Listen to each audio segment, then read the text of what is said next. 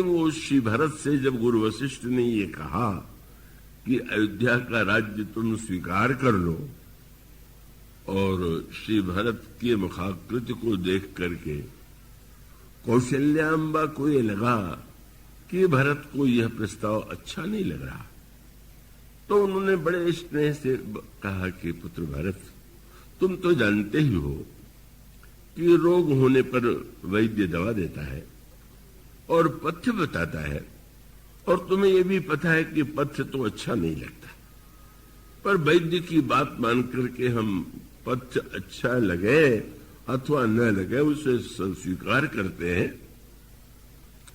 तो गुरुदेव ही वैद्य हैं और इसमें सारी अयोध्या के लोग रोगग्रस्त हैं। राम वियोग कुरोग विगोए।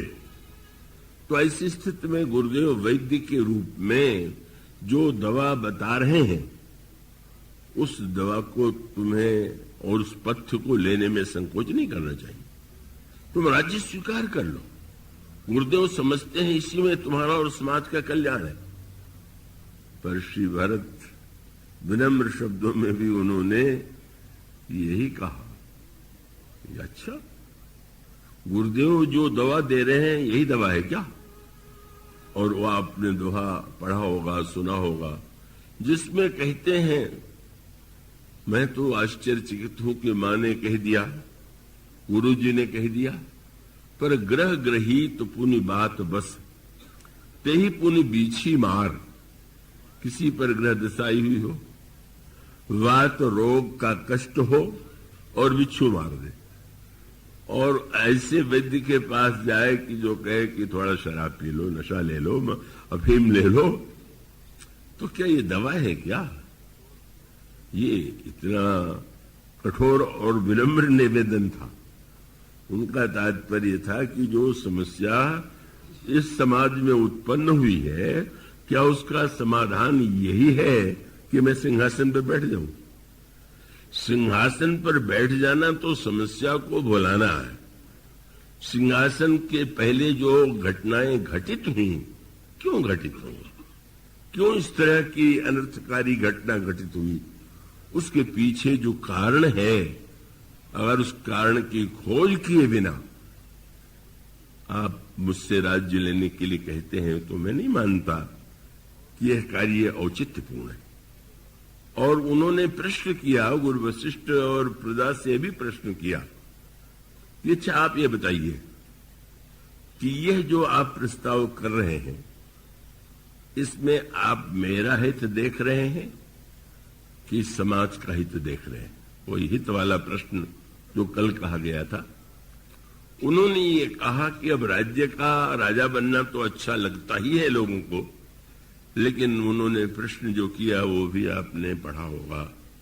वे कहते हैं कि मैं ये जानना चाहता हूं कि अगर आप राज्य देना चाहते हैं तो यही ते जानहु मोर हित कै आपन बड़ काज। क्या आप लोगों को लगता है, क्या आप उतावले होकर के राजा पाने के लिए बेचैन नहीं? और राजा पाने के लिए अगर आप बेचैन हैं, तो आपको लगता है राजा नहीं है तो अराजकता फैल जाएगी, नहीं जाने क्या क्या अन्याय और अधर्म होने लगेगा, इसलिए राजा बनाओ। पर श्री भरत ने जो प्रश्न किया कि भला सोचिए, जो राजा स्वयं अन्याय पूर्वक राजा बना हो, वो प्रजा को न्याय देगा, इससे बढ़कर के व्यर्थ की धारणा क्या हो सकती है? कहूं सांच सब सुनिपतिया हूं, चाहिए धर्मशील नर नाऊ। बस यही कह दिया, अगर आप मुझे हित आपन चाहो तो सोई स्नेह जड़ता बस कहो। यह आपकी विवेक शून्यता है। आप सोचिए कि जिस व्यक्ति को राजा बनाने के लिए प्रभु श्री राम को वन भेज दिया गया हो, हमारी महान आदरणीय पूजनीय काशी जनक नंदिनी को वन में भटकना पड़ रहा हो, लक्ष्मण जैसे महानतम चरित्र और अत्यंत सुकोमल वे आज वन वन भटक रहे हैं। जिस राजा के सिंहासन पर बैठने के लिए इतने लोगों को कष्ट दिया गया, और फिर आप जब कहते हैं कि पिताजी ये चाहते थे तो स्पष्ट ही है कि पिताजी ने अपना प्राण दे दिया। वे मेरे आने तक भी प्रस्तुत नहीं हुए प्राण रखने के लिए। और इसका अर्थ यह है कि ऐसी विपरीत परिस्थिति में आप क्यों कल्पना करते हैं कि आपका हित इस सिंह ऐसे राजा से हो सकता है। और उन्होंने याद दिलाया, इतिहास को देख लीजिए, जब भी उतावलेपन में लोगों ने किसी को राजा बना दिया तो तत्काल बना दिया और बाद में फिर पछताने लगे। और उन्होंने कहा कि नहीं नहीं, राजा केवल धार्मिक नहीं होना चाहिए, अपितु तो धर्मशील होना चाहिए। ये थोड़ा गंभीर शब्द है। धर्म और धर्म चाहिए, धर्मशील नर ना हो। धर्म और धर्मशील का अंतर क्या है? जो बुद्धिपूर्वक धर्म का पालन करे वो धर्म है, और धर्म जिसके स्वभाव का अंग बन जाए वो धर्मशील है। जिस समय कोई वस्तु ऐसी आपके स्वभाव में बन गई कि उसे आप बुद्धिपूर्वक नहीं स्वीकार करते, बल्कि वो ऐसा करना आपका सहज स्वभाव है।